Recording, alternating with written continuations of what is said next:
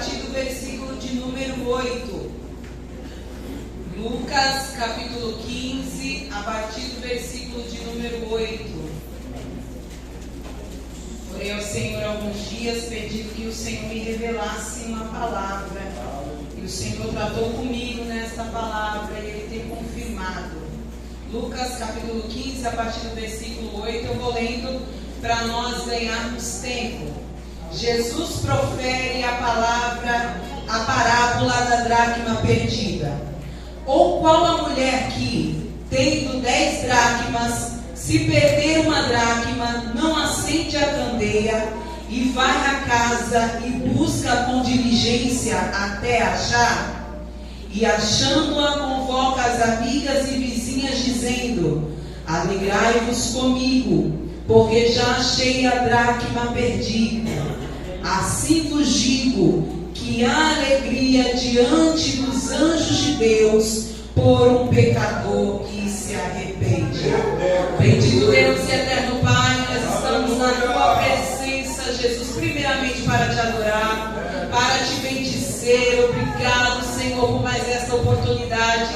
Agora te peço, Jesus, continua atuando como o Senhor tem feito desde o início deste trabalho. Vai tirando do nosso meio todo impedimento, tudo que possa vir para tirar a nossa atenção da palavra, Jesus. Pai, que o Senhor tenha a tratar conosco nesta noite, nós possamos absorver e levarmos para a nossa vida quando sairmos daqui para fora, Senhor. Permanece conosco, é o que eu te peço e já te agradeço em nome de Jesus. Também gostaria de justificar que cheguei um pouquinho atrasada, não gosto de chegar atrasada, mas aqui não está chovendo tanto, mas na pista, meu Deus do céu, eu vinha 50, 60, 50, 60. Falei, Jesus, mas eu vou chegar lá em nome de Jesus. Lembrando dos conselhos do irmão, segura o volante, porque dá para planar, você vai fazer o carro. Mas graças a Deus eu cheguei aqui para adorar o Senhor. Irmãos, Lucas capítulo 15, neste capítulo inteiro, ele vai tratar de uma sequência de percas.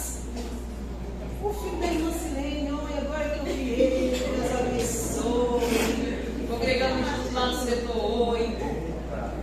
Neste capítulo vai tratar de uma sequência de percas. Nós vamos ver do início até o fim dele. Jesus usa cada parábola para nos dizer, para dizer ao povo ao qual ele falava naquela época, que percas mínimas ocasionam problemas devastadores. Aquela perca que você acha que, não tem problema, foi pouquinho, ela começa do pouquinho, daqui a pouco destrói tudo. Nós, seres humanos, nós deixamos tudo para a última hora. Pensa numa coisa que ser humano é desorganizado. E os percursos da nossa desorganização, nós damos até nome, principalmente os cristãos. É fúria do inimigo. Todo cristão, ele fala, é o inimigo que está furioso. É fúria do inimigo. Mas uma coisa que eu te digo, o inimigo ele não age na sua organização. Pelo contrário, ele age na minha e na sua desorganização. Eu vou dar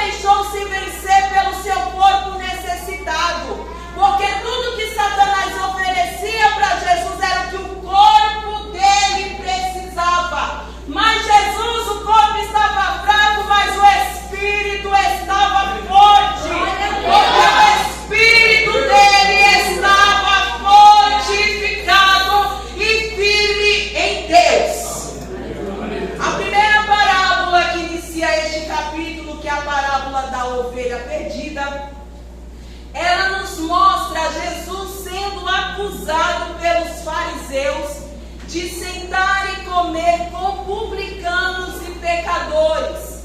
Quem eram os publicanos? Os publicanos eram os cobradores de impostos de Roma. Ele era um judeu, nascido no meio do judeu, mas que resolvia cobrar imposto para o povo que oprimia o povo judeu. Então, a partir daquele momento, Jesus olha para... O povo olha para esses e fala: a gente não pode se aproximar deles. Tem gente que ainda usa aquele termo raça. A gente não pode ter contato com eles. Então, eles eram desprezados pela sociedade. Jesus se sentava com os pecadores. Os pecadores eram aqueles que tinham má fama, que tinham uma má reputação, que não poderiam estar no meio das pessoas tidas como normais, como judeus praticantes. Mas quando Jesus ele se senta com essas pessoas, porque eu só me sento com quem eu tenho comunhão, eu só me sento com quem eu tenho amizade. Jesus nos dá a primeira lição: pode alguém ser desprezado pela sociedade? Pode alguém ser mal visto pela sociedade? Jesus está dizendo: eu te quero perto. Os fariseus olhavam e diziam: mas ele tem amizade com esse povo? Que isso? Ele está chamando para sentar na mesa que ninguém tem que conviver. É dessa forma, porque Jesus ele não vê como o homem vê. A gente separa, faz distinção, aponta o dedo e diz: eu não posso ter contato. Mas Jesus ele fala: eu amo, eu chamo, porque eu amo a todos sem distinção. Quando Jesus ele começa fazendo uma pergunta, essa pergunta está no início do capítulo, quando ele diz assim: um pastor de ovelhas, tendo 100 ovelhas, ele deixaria as 99 no deserto e ele vai atrás dessa ovelha que se perdeu. Quando eu li isso, eu fiquei pensando: Jesus está dando um exemplo de um pastor que se preocupa com 1%. 1% não é mínimo? É uma quantidade insignificante para quem tem 99. Ele poderia olhar para as 99 e dizer: por que eu vou atrás de uma se eu tenho 99? É 1%. É algo mínimo. E ele ainda diz que ele deixou no deserto. Essas ovelhas elas estavam no deserto, à mercê de predadores. Mas mesmo assim ele deixa elas lá juntas, porque eu gosto dizendo que ovelha é um animal que não enxerga direito. Ovelha é um animal que uma vai guiando a outra pelo barulho, uma vai orientando a outra pelo barulho. Ele queria dizer: unidas elas não vão se perder. Unidas elas não vão se embaraçar. Porque uma vai fazendo barulhinho. Lá no Nordeste as ovelhas andam com sininho. Aquele sininho chacoalha. Uma vai fazendo barulho e vai dizendo: aqui tem ovelha. É por esse caminho. Aqui tem ovelha. Sabe o que acontece? Por que Satanás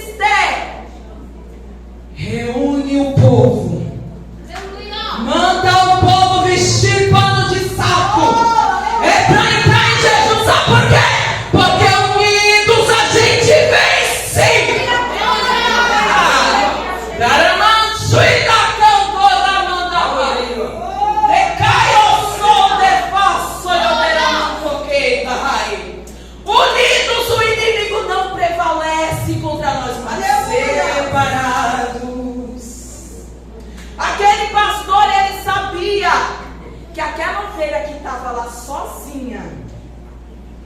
Ela não estava mais ouvindo a voz do pastor. Aquela ovelha que estava longe do sonido das outras, do sininho das outras, o perigo era maior. Por isso, o pastor deixa aquelas juntas e diz assim: eu vou buscar. Mas, irmã Edilene, nós estamos todos juntos aqui neste culto de domingo adorando ao Senhor, mas o Espírito Santo, ele sabe que você está aqui, mas a sua mente está lá fora. Ele marcou este culto para dizer: eu vim aqui para te buscar. É noite de resgate. É noite que nós vamos olhar para dentro de casa. Não é quem não veio no culto, porque a gente sempre tem a irmã Mariazinha. Se tivesse aqui, a palavra era para ela. Irmã Mariazinha está em casa. Está sendo transmitido pela rede social? Não. Então Mariazinha não vai nem ver em casa. A palavra é para eu e você que estamos aqui. A segunda parábola vai contar uma mulher que possuía 10 dracmas. Dracma era uma moeda grega que equivalia ao denário romano. Na época era um dia inteiro de trabalho. Meu Deus. Havia duas possibilidades de quem era esta mulher. Ou era uma noiva com o seu dote, preparado para entregar para o seu noivo quando casasse. Ou ela era uma viúva, porque as viúvas, quando perdiam o seu marido, o marido antes de casar dava essas 10 dracmas e dizia: cuida, porque quando eu não estiver aqui, você vai se valer por um tempo. Então essa moeda, tanto para a noiva quanto para a viúva, ela tinha um valor extremo. Agora entenda comigo, essa mulher, ela precisava tomar uma atitude.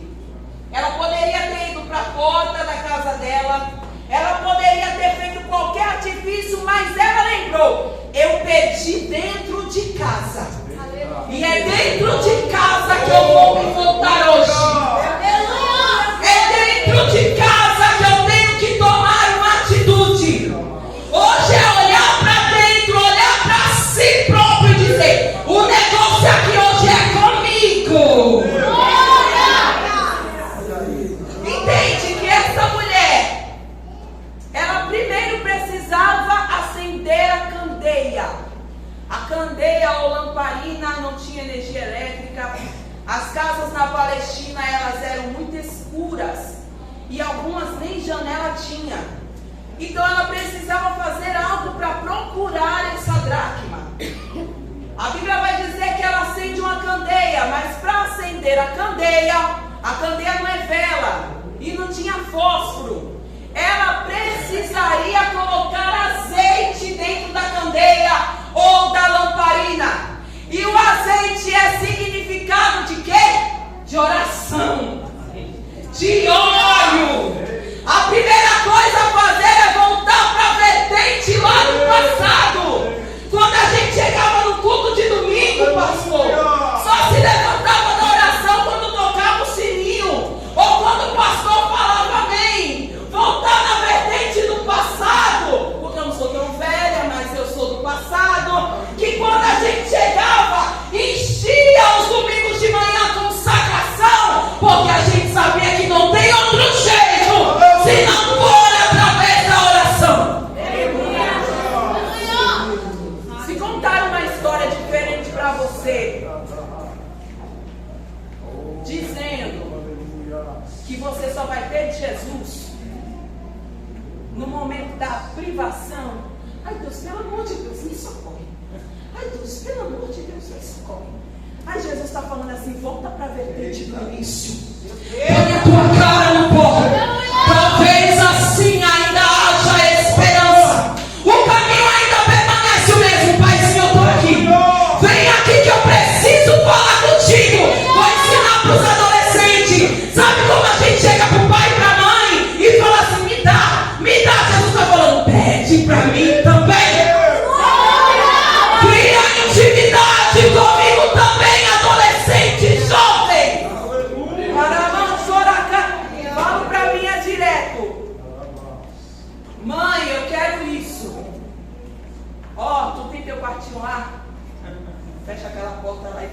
Para Jesus. Porque a mãe não tem para lhe dar, não. Mas Jesus, que é o dono do céu, Ele tem. Jesus, que é o dono da terra, Ele tem para te dar. Essa mulher, ela acende a candeia e traz luz para aquela casa, e a luz é a palavra. Lâmpada para os meus pés é a tua palavra, Senhor, e luz para o meu caminho. A mulher acende a candeia e começa a varrer a casa, porque ela entende que o problema está dentro de casa. É hoje que nós vamos fazer uma faxina. É hoje que nós vamos fazer uma faxina, porque ainda há tempo de acender a lamparina e varrer. Não é quem está do lado, não. Não adianta você olhar para o lado e dizer, olha, é para você. Não, o negócio é com a gente. A terceira parábola, irmãos. Eu vou correr, por favor, uns minutos. A terceira parábola, ela vai ser a parábola do filho pródigo. Aleluia, glória a Deus. Uma das palavras mais conhecidas entre as parábolas.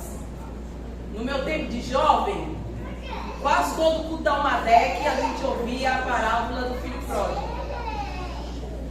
Porque era sempre aquilo, o jovem precisava voltar. O jovem precisava voltar. E hoje eu entendo porque Jesus mandava tanto voltar, porque crescer é difícil, viu? Depois que a gente casa, você diz, eu quero casar. Fique solteiro um pouquinho. Deixa o tempo de Jesus. Deixa vocês casar mais tarde, sabe? É bem melhor. Mas esse filho, ele estava dentro de casa, querendo ir para fora. Porque entende bem, a Bíblia não vai dizer que o filho pródigo, ele foi para uma noitada e voltou, dizendo que o pai me dá minha herança. A Bíblia não vai dizer que ele foi passear lá do outro lado e voltou. A Bíblia vai dizer que ele estava dentro de casa. Quando ele virou para o pai e disse assim, pai, me dá a minha parte na herança. Os maiores problemas, eles acontecem dentro de casa, não é fora. Nós costumamos culpar a escola, o amigo da escola, a gente culpa a liderança, culpa até o pastor. Mas hoje o nosso olhar vai voltar para dentro de casa. A pergunta é, aonde eu estou errando? Espírito Santo, o que eu preciso fazer para essa situação mudar? Eu vou te falar um negócio, para de terceirizar a culpa. Dentro de casa. Dentro de casa. Ele pede para o seu pai a sua parte na herança, dizendo ele que queria viver uma nova experiência. A insatisfação de dentro não faz ele perceber o que ele perderia se fosse para fora. Muitas vezes a gente para tanto tempo dizendo, eu estou satisfeito com isso, e faz uma lista enorme. Mas a gente não se atenta ao que nós vamos perder ao sair. Ele sendo o filho mais novo, pela lei ele não poderia pedir a herança ao seu pai. A atitude do pai poderia ser, eu não vou te dar, eu não morri. Se é no Brasil, a gente já pensa segundo a lei. Você quer vender as minhas coisas se eu nem ter morrido? Já quer dividir o que é meu enquanto eu estou vivo? Não, de jeito nenhum. Só que lá naquela época você podia até pedir. Só que nunca mais você podia voltar. Você podia até pedir, mas a casa do seu pai nunca mais te receberia. Porque você estaria cometendo uma afronta. Uma afronta para o pai, uma afronta para os vizinhos que olhavam aquilo quando você fosse. Ele pecou contra o pai dele, ele não pode mais voltar. Só que entende uma coisa. Assim como este pai, Deus ele nos deu um livre-arbítrio. Quando este filho ele decide perde algumas coisas, e a primeira coisa que ele perde é a presença do pai. Porque quando esse filho ele sai de casa, o pai passa a não fazer parte mais da sua vida. Porque, irmãos, entende uma coisa: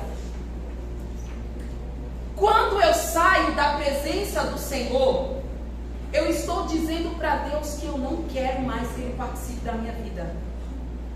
E não adianta você falar, não, eu creio em Deus, eu continuo crendo. Eu falo com prioridade porque eu já fui uma desviada. Eu falo com prioridade. Com 16 anos eu saí da presença do Senhor. E eu vinha nos cultos de domingo, tá, irmã Verinha, que não deixa mentir, minha mãe era dirigente do círculo de oração. Eu sentava no último banco da igreja e todas as vezes que a mocidade cantava, eu chorava. Eu chorava tanto. E sabe o que era esse choro? A falta do pai. Aleluia, aleluia.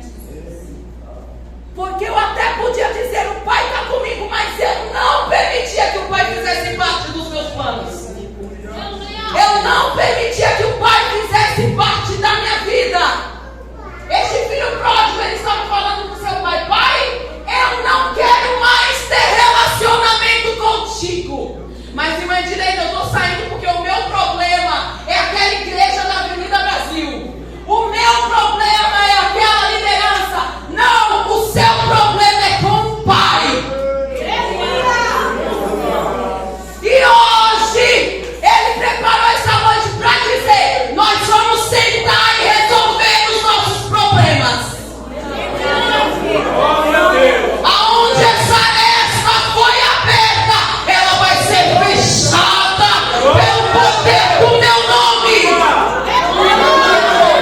Ele não te perde para Satanás de maneira nenhuma. Esse filho iria perder o direito à sua herança. Mas se não direito, ele iria levar. Só que a fazenda do pai ia continuar produzindo. A vida do pai ia continuar seguindo. Ele ia parar no tempo. Porque assim, o desviado ele para no tempo. Parece que todo mundo vai e ele permanece no mesmo lugar. Parece que a vida de todo mundo anda e a deles permanece no mesmo lugar. Preste atenção que eu não estou falando de material, não. Eu estou falando de espiritual. Porque o que nós ganhamos nessa terra vai ficar aqui. Eu estou falando é de céu. Aleluia! Esse filho, se ele decidisse voltar para a casa do seu pai, ele correria o risco de ser apedrejado pelos vizinhos. A Bíblia vai dizer que quando ele se toca, quando dá em si, de tudo que ele já tinha gastado, de tudo que ele já tinha vivido, ele viu que não sobrou mais nada. Ele percebeu que a ida dele para fora não resultou bons frutos, porque pelo contrário, a maioria das pessoas que saem daqui para fora e dizem eu não volto mais, aquele povo vai ver que eu vou mudar, que eu vou melhorar. Ele volta mais quebrado que quando ele saiu. Irmãos, eu não estou falando conversa de carochinha, não. Eu estou falando porque eu vivi isso. Eu voltei para a casa do Senhor com dores e traumas que só o Senhor curou. Aleluia! Se eu tivesse ficado, eu não tinha sofrido o que eu sofri lá fora. E olha que eu era muito amiga de todo mundo. Os irmãos iam lá na minha casa.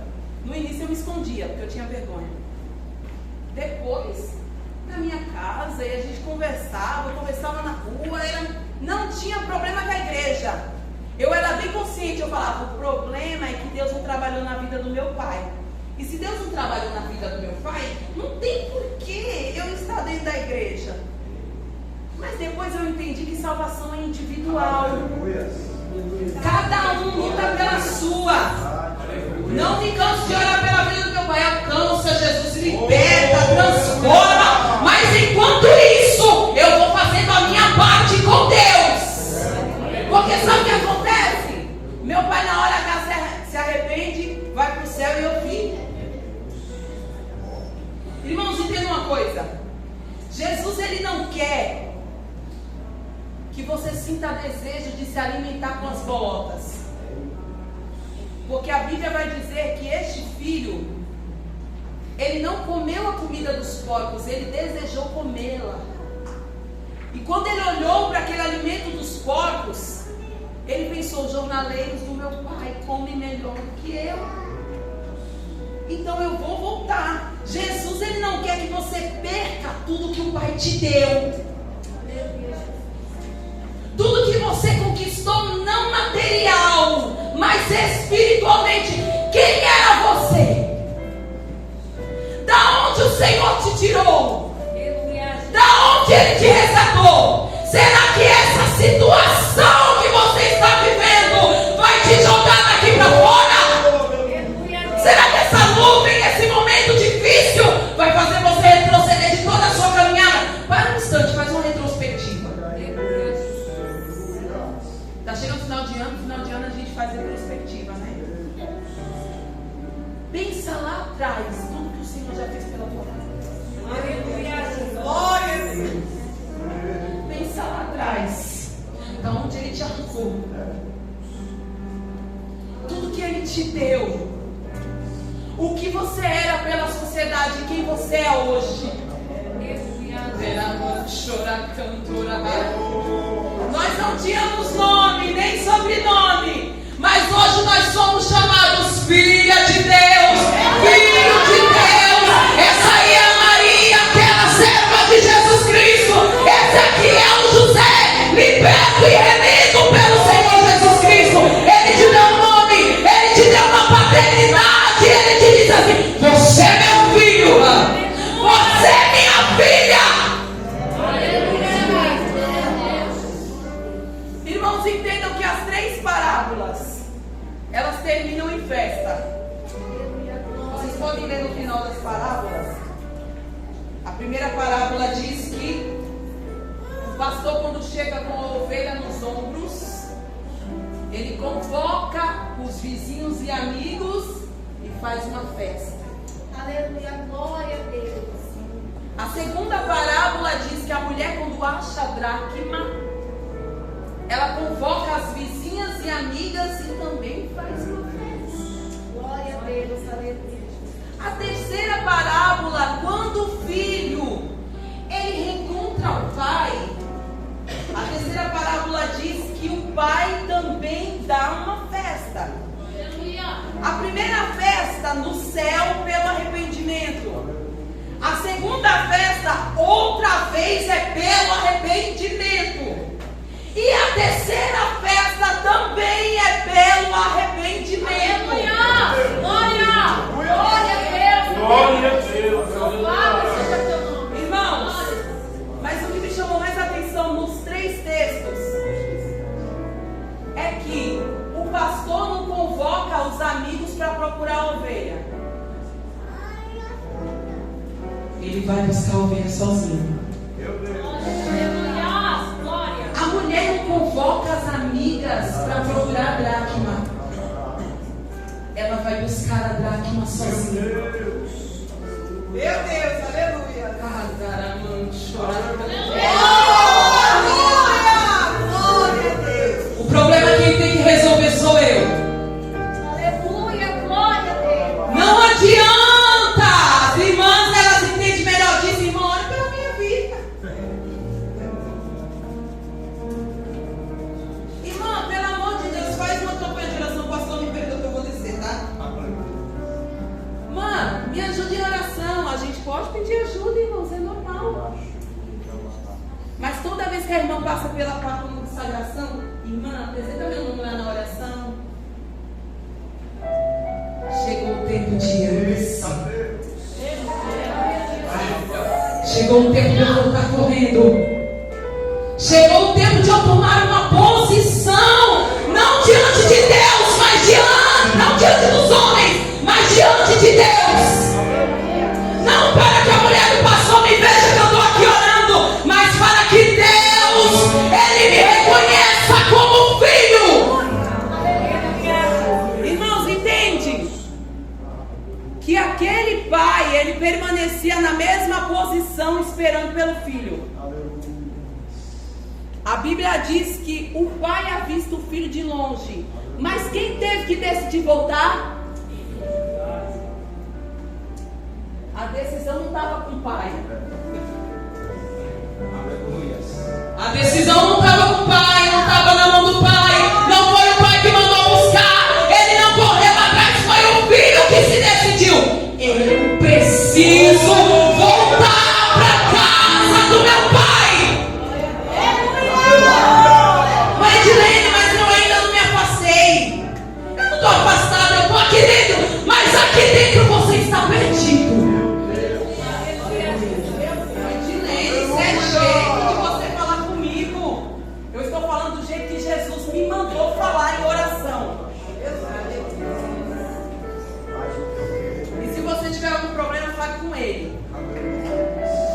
Jesus falou no meu coração: Estão perdidos dentro. Está aqui dentro, mas a mente está lá fora. Não se concentra no mundo. Não se concentra na oração. Porque está preocupado com o que vai acontecer quando sai daqui. Ainda há uma chance, filho. O pai permanece no mesmo lugar. Só que você precisa se chegar ao pai. quando este pai ele vai receber esse filho, e quando eu ouvi isso a primeira vez, eu chorei tanto. Quando eu ouvi a primeira vez, eu senti uma emoção tão grande, porque eu não tinha noção da magnitude dessa palavra. A Bíblia diz que o pai corre para abraçar com o filho no meio do caminho. O filho veio até o meio do caminho, e do meio do caminho o pai correu. E quando ele correu para abraçar o filho, entende uma coisa? Não era porque ele estava com saudade do filho. Era para não permitir que os vizinhos apedrejassem ele. Entende comigo? Imagina a cena. Esse filho vindo, e esse pai correndo, e chegando por cima desse filho, ele faz assim, ó. Sabe o que esse pai está mostrando? Ninguém toca. Ninguém apedreja.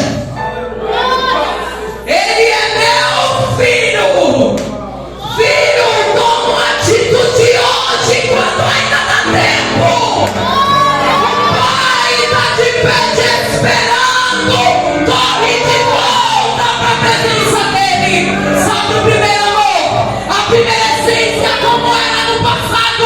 Ele está chamando de volta e dizendo: ninguém vai te tocar quando você estiver debaixo das minhas asas. Aquele que habita no esconderijo do Altíssimo, a sombra do Onipotente descansará. Imagina comigo, eu tenho que habitar. A moradia está aberta, estendida, esperando que eu entre e eu habite.